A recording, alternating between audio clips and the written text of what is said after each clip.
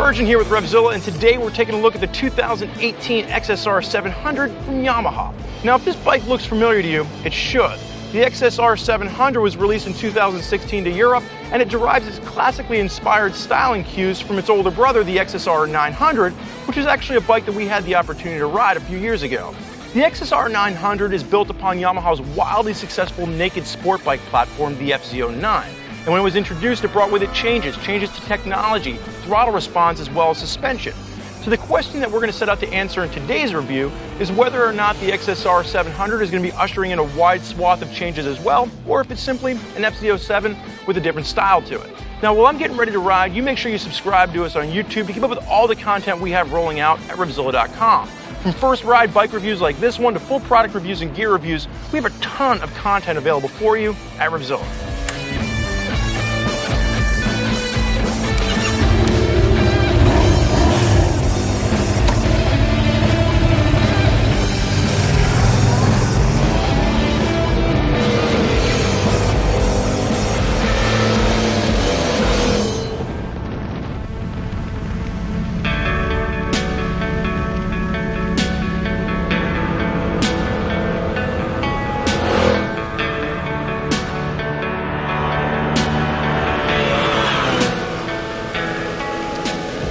So at a cursory glance, the XSR700 looks very similar to the FZ07, and a lot of that comes from the fact that they share the same engine and chassis design.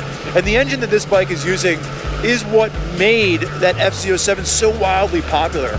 You know, there's gobs of mid-range power here, great throttle response, and there's plenty of juice to squeeze out of this engine for experienced riders, yet it's approachable enough for a newer rider to hop on and still feel very comfortable. It's not going to be an intimidating engine. But the XSR is going to stand apart from the FZ07 in three ways: its ergonomics, its suspension, as well as its style.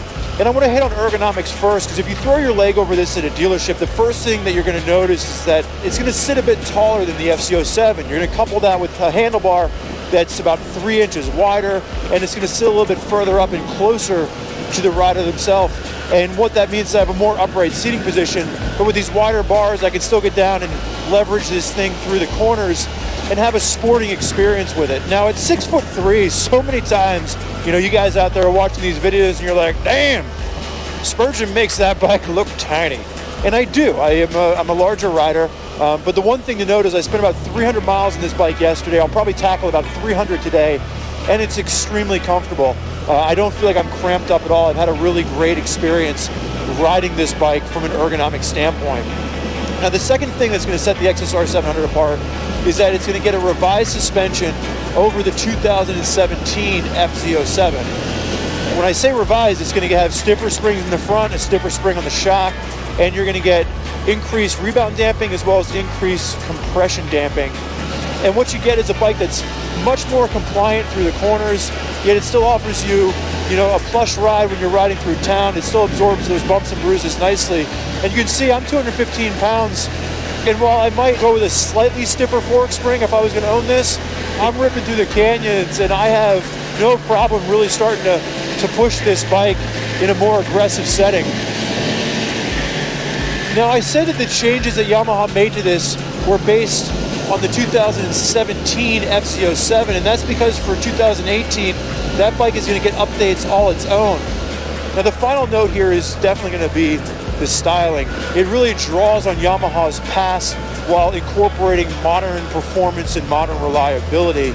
You've got aluminum side panels to the tank, which can be removed and easily painted if you want to customize this.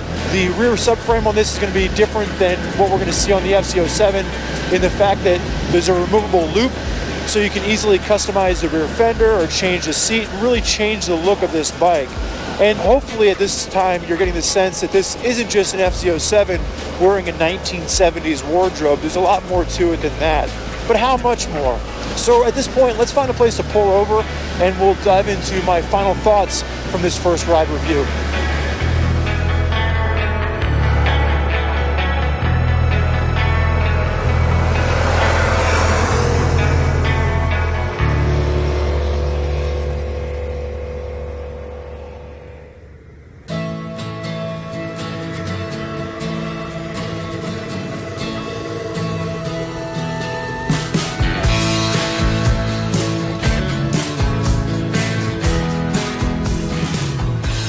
So the question remains, is the XSR700 the same bike as the RevZillacom? Well, not exactly, but it's pretty damn close.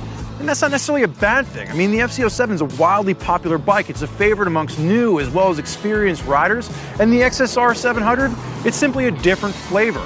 Now, yes, they've made some changes to the ergonomics as well as the suspension, but my guess is that most folks looking at this bike, they're gonna see one thing, and that's the style change. And as far as the style is concerned, I think Yamaha knocked it out of the park, even more so than they did with the XSR900. Those big bulky pods in the front of the frame, they're gone. The tank, it's more streamlined and it flows really nicely into the seat. The bike simply feels more balanced as a whole. Now that's not to say there's not some rough edges. Take a look at the turn signals. They're the same generic Yamaha turn signals that we've seen on every bike from them over the past, 10 years? You then got this headlight up front that doesn't work for my personal taste. I would have much rather seen that half chrome dome style that, in my mind, is more vintage in its aesthetic. And then you have all these extra cables up front. I think Yamaha could have done a better job of cleaning that up.